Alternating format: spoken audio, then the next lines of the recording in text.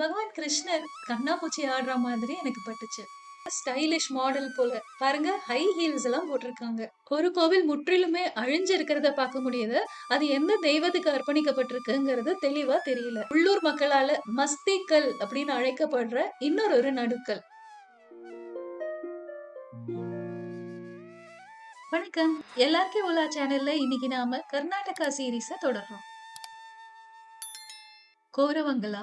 இது 14ஆம் நூற்றாண்டுக்கு முன்னாடி கர்நாடகாவுல இருந்த ஒரு முக்கிய நகரம். மனிதனால உருவாக்கப்பட்ட ஏரியோட கிழக்கு கரையில குறைஞ்சது 6 கோவில்கள் இருக்கு. அந்த 6 கோவில்கள்ல ஒன்றான புச்சேஸ்வரா கோவிலுக்கு நாம இன்னைக்கு போறோம். இந்த கோவில் ஏஎஸ்ஐயால தேசிய முக்கியத்துவம் வாய்ந்த நினைவு சின்னமா பாதுகாக்கப்பட்டு வருது. 12வது நூற்றாண்டை சேர்ந்த இந்த கோவில் புக்கேஸ்வரா இல்ல புச்சேஸ்வரான்னு அழைக்கப்படுது. கோரவங்கலாங்கிற ஒரு சின்ன கிராமத்துல அமைஞ்சிருக்கிற இந்த கோவில் ஹொய்சாலா பாணி கட்டிடக்கலைக்கு ஒரு முன்னோடியா, ஒரு பிளாக் பேரரா இருக்குன்ட்டு சொல்லலாம். சுமார் 1173ஆம் பொதுவாண்டுல இந்த கோவில் புச்சி அல்லது புச்சி ராஜாங்கிற ஒரு செல்வந்த அதிகாரியால கட்டப்பட்டிருக்கு. இங்க இருக்கிற கல்வெட்டின்படி ஹொய்சால மன்னனான 2ஆம் வீரபல்லாலாவின் முடிசூட்டு விழாவை குறிக்குது. இது 2 கோவில்கள் ஒரே பிரகாரத்துல இருக்கிற ஒரு ட்வின் காம்ப்ளெக்ஸ்னு சொல்லலாம். இரட்டை கோவில்னு சொல்லலாம். இந்த 2 கோவில்களும் ஒண்ணுக்கொண்ணு எதிர்நோக்கி கட்டப்பட்டிருக்கு. இங்க இருக்கிற பெரிய மண்டபத்துக்கு பக்கத்துல கிழக்கு நோக்கி அமைஞ்சிருக்கிற இந்த கோவில் சிவனுக்கு அர்ப்பணிக்கப்பட்டிருக்கு. அதுக்கு பக்கத்துல 2 நுழைவாயில்களுக்கு நடுவுல இருக்கிறது சூரியனுக்கு அர்ப்பணிக்கப்பட்டிருக்கிற ஒரு கோவில்.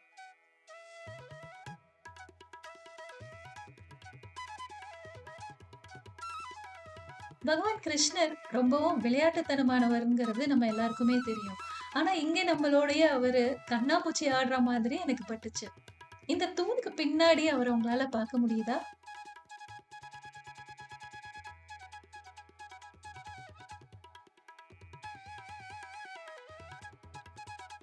இந்த கோவில் சுவற்றுக்கு மேல இருக்கிற இந்த பேனல்கள பார்க்கும்போதும், அந்த கலைஞர்கள்லாம் இந்த மூலையில எப்படி அத பொருத்தியிருப்பாங்கன்னு நான் ரொம்ப பிரமிச்சு போய் பார்த்துட்டு இருந்தேன்.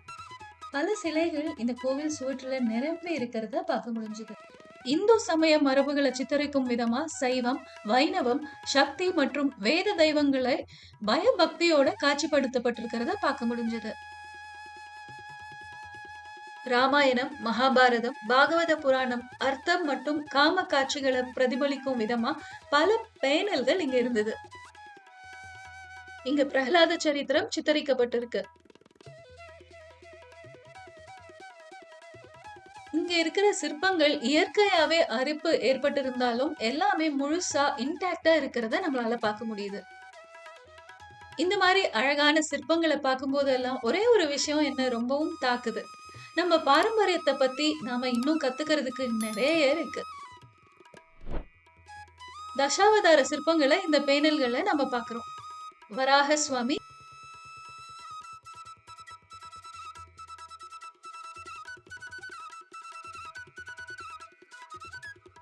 கடவுள்களோட சிற்பம் மட்டும் இல்ல, ஹொய்சாலர்களோட சமகால வாழ்க்கை முறைகளையும் பிரதிபலிப்புகளையும், அவர்களோட உடைகள், அலங்காரங்கள், பரபரப்பான பாணி போன்றவற்றை நம்மளால இங்க பார்க்க முடியும்.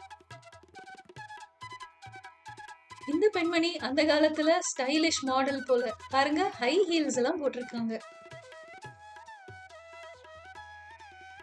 இது அந்த காலத்து கர்நாடகாவுடைய கிராமிய உடை. தலைக்கு மூடிய மாதிரி ஒரு துணி அல்லது துவலை மற்றும் நீண்ட ஒரு கோட் போட்டிருப்பாங்க. ஹொய்சாலா கோவில்களுடைய பல இடங்கள்ல இது மாதிரி இந்த ஸ்டைல்ல இருக்கிற உடை அணிஞ்சிருக்கிற பல சிலைகளை எங்களால பார்க்க முடிஞ்சது.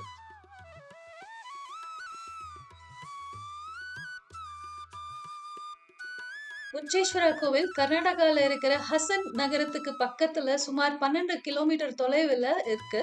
கோரவங்களா அப்படிங்கிற ஒரு கிராமத்துல அமைஞ்சிருக்கு. இது 12வது நூற்றாண்டுல ஹொய்சால அரசின் முதன்மை தலைநகரமா ஹலிபேடு இல்லைன்னா துவார சமுத்திரான்ட்டு அழைக்கப்பட்டிருக்கு. அந்த துவார சமுத்திரால இருந்து 35 கிலோமீட்டர் தொலைவுல இருக்கு. எவ்வளவு அழகா செதுக்கப்பட்டிருக்கு இந்த நடுக்கல். நாம ஏற்கனவே குறிப்பிட்ட அந்த 6 கோவில்கள்ல 2 கோவில்கள் புச்சேஸ்வரா கோவில் பிரகாரத்திலேயே இருக்கு. அந்த 2வது கோவில் முதன்மை கோவிலுடைய வடக்குல இருக்கு. இது பைரவருக்கு அர்ப்பணிக்கப்பட்டிருக்கு. 3 கோவில்கள் புச்சேஸ்வரா கோவிலுடைய வடக்கு புறத்துல இருக்கு. கோவிந்தேஸ்வரா கோவில், நாகேஸ்வரா கோவில் மற்றும் சூரியர் கோவில். ஒரு கோவில் முற்றிலுமே அழிஞ்சு இருக்கிறத பார்க்க முடியுது. அது எந்த தெய்வத்துக்கு அர்ப்பணிக்கப்பட்டிருக்குங்கிறது தெளிவா தெரியல. இங்க இருக்கிற உள்ளூர் மக்களால மஸ்திக்கல் அப்படின்னு அழைக்கப்படுற இன்னொரு நடுக்கல்.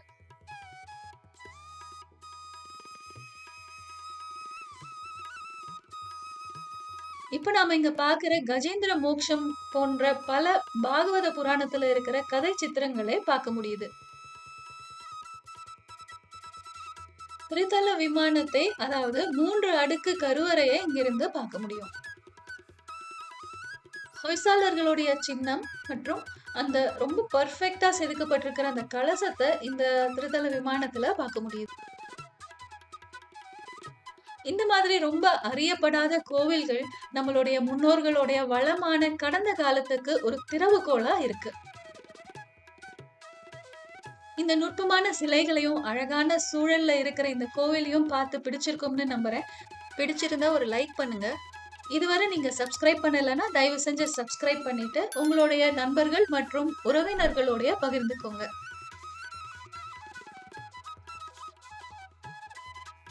அதுவரை this is LRK signing off. Bye bye.